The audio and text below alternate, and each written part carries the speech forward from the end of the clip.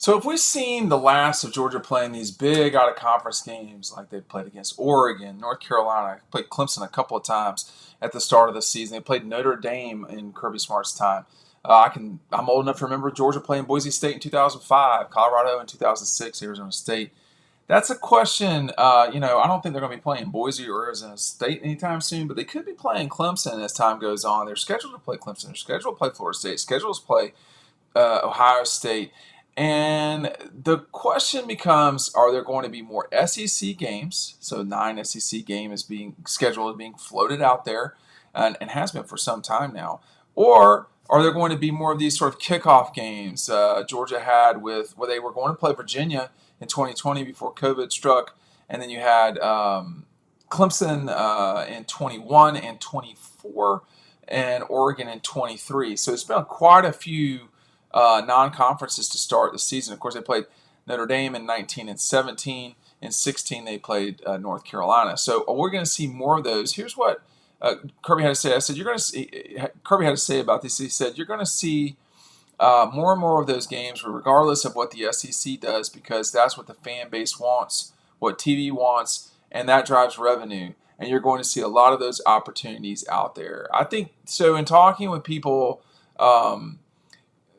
that put on these games, the Dukes Mayo game, the Atlanta games, these are one-off games that drive fan interest. They drive revenue. I was talking with somebody in broadcasting, it was earlier this spring, and their statement to me was, nobody wants to watch Georgia play Alabama A&M or, someone like that, Wofford, Furman, etc. Nobody wants the Georgia Austin P or Marshall game. And we're at the point here where not only do people not want to see that, but everybody on that field's getting paid now. I mean, like if you're on that field, including me, if you're on that field, you're getting money for what's going on that field. And does the is there interest in Georgia Marshall? There is literally no interest. You know what the interest is in this coming opening weekend? Clemson LSU, Notre Dame Miami, and I think there's one other big game. Oh yeah, Texas is going to Ohio State. Those games are all spread out. The whole world's going to be watching all three of those games. And those are games that people will run to their couch to watch when it's all said and done.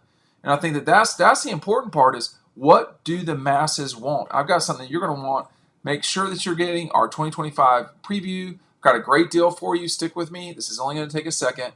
If you buy 1 month of Dawg Post right now with a link down below, that will get you 2 more months for free. Take advantage. And I will mail you this in the mail when it comes out later this month.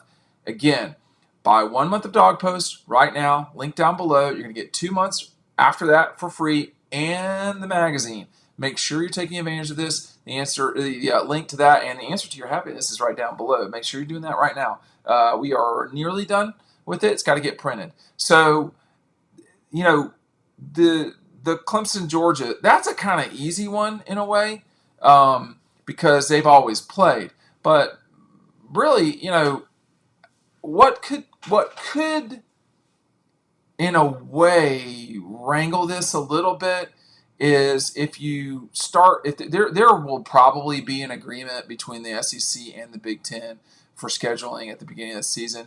It may just be that agreement is not necessarily between the two conferences exclusively. For instance, I have to say, if Georgia, Florida State, Georgia, Clemson would not draw as much attention as Georgia, Ohio State, but very few things would draw the attention of Georgia, Ohio State.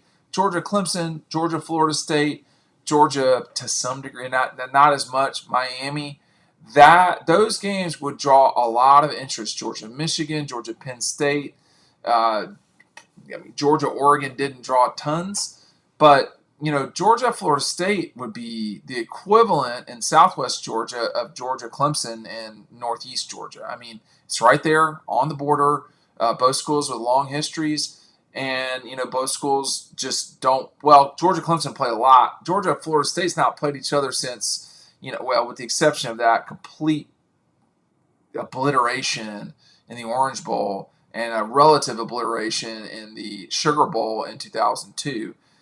The two schools just don't play each other unless it's in a bowl game, and that's been very rare. They have not played regular season against one another in decades. The '85 Tangerine Bowl was a big deal. That ended up in a tie.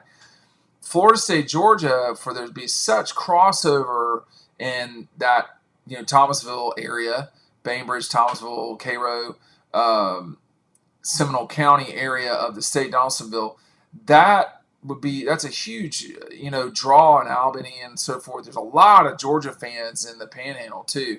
So, but just nationally, would people turn on to watch Florida State, Georgia?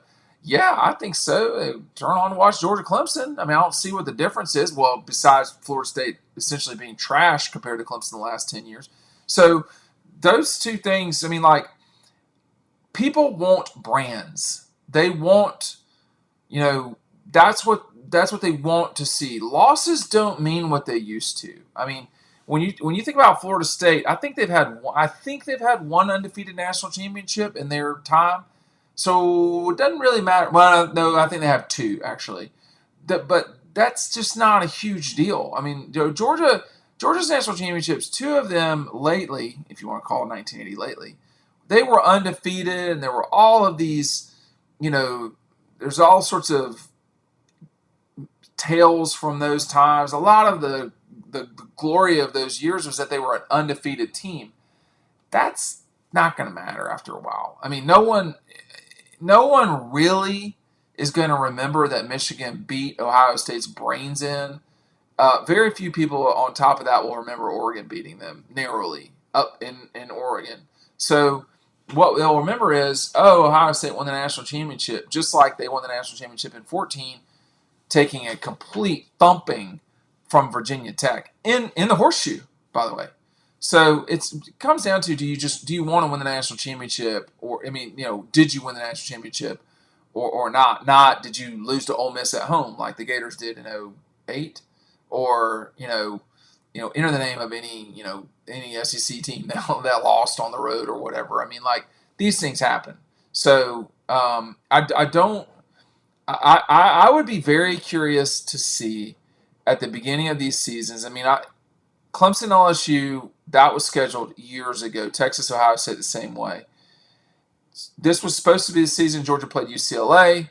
It was canceled, I think, for evident, the reasons were pretty evident. We just didn't know what we were getting into as college football. That has been a challenging thing. But hey, look, I mean, Georgia UCLA is a bigger deal than Georgia Marshall. I think that the institutions have got to pay attention to their broadcast partners, people they're in crime with, and if they're partners in crime, I should say. You have to listen to who is paying the bills, and there's no question that a $225 million budget at Georgia, a healthy percentage of that, sort of in one fell swoop, comes from broadcasting rights. And when, Georgia's been pretty aggressive through the years, generally speaking. I mean, they did the Colorado, Arizona State, and Boise games back in the day. They have bent over backwards to open the season. I mean, they played Clemson four times in the last 11 years at the start of the season. I mean, that's a lot to me, considering that unlike Alabama or Auburn or even Tennessee, Georgia has to play an out-of-conference road game every other year at the end of the season. And people say, "Oh, it's Georgia Tech." Well, I mean, okay. Everybody was loving Georgia Tech not that long ago, when they were winning the ACC and all that. But it still is a game that you can't substitute that game out so that you can play Penn State up at Happy Valley or whatever. To their credit, they went down to play, to play at Auburn and vice versa. That game flip flop, and that was a big game for TV. I do think you're going to see more of these games, and that's what this Kirby's quote is. You're going to see more and more of those games, regardless of what the SEC does, because that's what the fan base wants, and they do. I can tell you right now, where I enjoy easy, I want blowouts. Period. I want blowouts. I want to be able to quickly and easily do my job. I don't always get that, but I prefer blowouts. He's saying that's what the fan base wants. The fan base definitely wants more challenging and riveting games. He said that's what TV wants. I can assure you that's what TV wants. It says, and that drives revenue. No question. And the other thing is, too, you can't ignore that Tech is getting paid $10 million by the Dome or whoever's making that happen, getting paid $10 million to play Georgia in Atlanta, not at Bobby Dodd, not at Mark Richt Field. And you cannot ignore the deal that they just struck, $40-something million deal with the city of Jacksonville to keep that game essentially there forever. That y'all who wanted it there, that's not happening. It's going to be in Jacksonville forever because they're never losing that game. They have shortchanged the two schools for a while. I will say that, but that seems like those days are over.